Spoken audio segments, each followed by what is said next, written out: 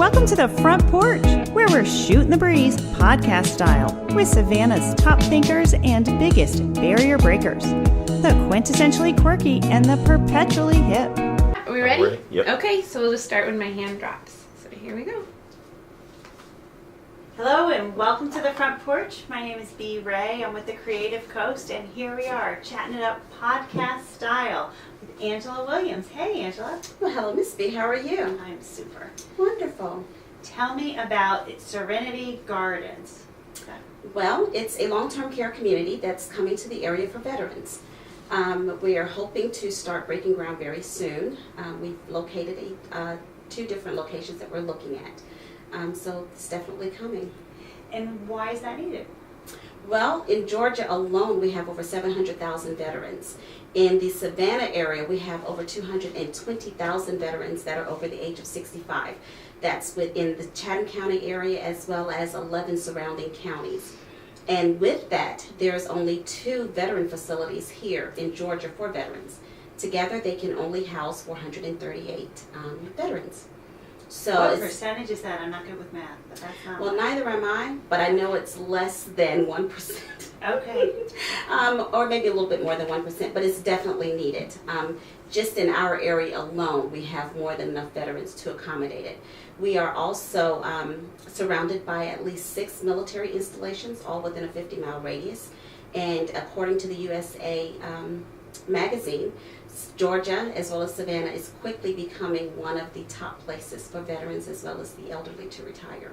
So that means that our demographics will continue to increase and improve as well as change. And how many people will you be able to accommodate? 100? Initially, it will accommodate 124, Okay. but we're looking for the opportunity for expansion. But initially, it's 124. And what about you brings the talent, skill set to be able to pull this off? Well, I am a nurse. I've been a nurse for 22 years. Hate saying that because it reminds me of how mature my children are, not me. Yes.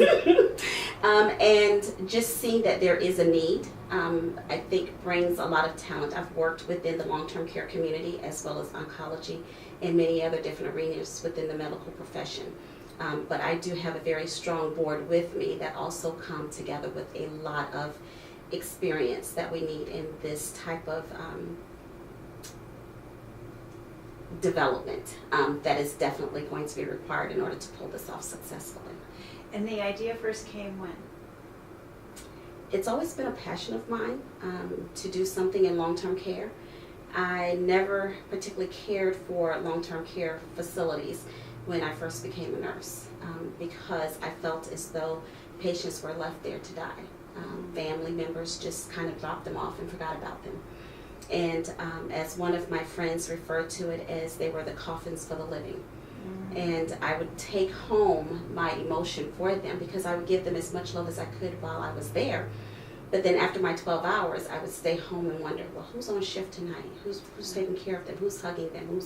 And so I always wanted to open a long-term care facility and do it differently, providing them with the love and the encouragement so that they can actually grow, because aging doesn't mean that you give up on life or that life is given up on you, but rather it's an opportunity to prove that you're an asset to everyone else. They are a wealth of knowledge, experience, and I think that we all should take place in hearing about it as well as participating with them. And how do you teach that and build a team that has that same philosophy and ability to do it different, as you say? It's going to require a culture change. But with that culture change, we are very specific in the individuals we're looking for. We're different in that we're not looking for warm bodies to fill positions. To me, a warm body is worth nobody because you're not going to be able to do what I'm looking for. So we do have criteria that we are looking for when we look to fill these positions. Not only is the experience necessary, but your personality is very important. And talk to me, please, about the military connection and the passion there. I have family members that are retired military, or I've lost family members in war. And I worked at a facility, the West Haven VA, when I was in Connecticut. And there I grew to love my veterans and appreciate them even more. But then as time passed, I realized that they were kind of a forgotten entity of society. We do enough to kind of band-aid the problem, but we don't do enough to fix it. And I just feel that it's time that we get involved and do things a little differently and a little better. The VA has been in the newspaper as well as the media for the past year or so about the things that should be done differently, that things are kind of getting tossed by the wayside. With that and my passion for helping individuals and knowing that there is a need, I've just kind of taken it on as my little baby along with my board. And we just see that there's a need. They're the individuals that really and truly require the extra care and attention, and that's what we want to do. If they fought for us, we can definitely take care of them. Oh, that's fabulous. So you chose to become a nurse more than a year ago, you mentioned, many years ago, and what happened then? Why was that your path, your career path? As far as nursing, Yes. I never wanted to do anything else. Okay. Didn't want to be the doctor, didn't want to be the lawyer, Indian chief, as they would say. I wanted to take care of patients. I wanted to take care of people. And that's always been my passion. I've never wanted to do anything else, so I just followed my passion. And what has surprised you about that career along the way? I find that I love it more than what I thought I would. Each day opens different opportunities. It's a profession that you get to learn, but the most important thing, you get to love. You get to share in people's happiness. You get to share in the success of seeing someone get better. And there's those sad moments. But through nursing, I've formulated some wonderful bonds that can't be replaced. And you've lived in different parts of the country, but you've chosen to do this, and this need Mhm. of long-term care is clearly something you've seen in other parts of the world, and the need for military specific attention is something you've needed, but you've chosen to do it here. What, does that come from a love for this place or a particular need here? Where does that? I think it's a combination. I think Savannah is a beautiful place. It offers a lot of variety. You get to see 4 seasons. Sometimes summer's a little bit longer than the others, but it offers a lot of history.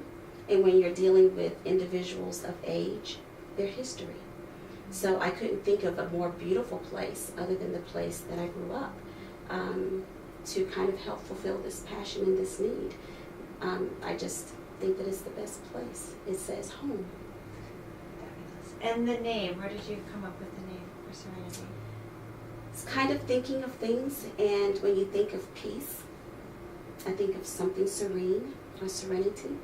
The gardens, I love flowers. I love what nature represents. And so putting it together, I come up with Serenity Gardens because when you hear the name, I want it to be soothing and comforting because we intend to be the utopia of long-term care. Wow.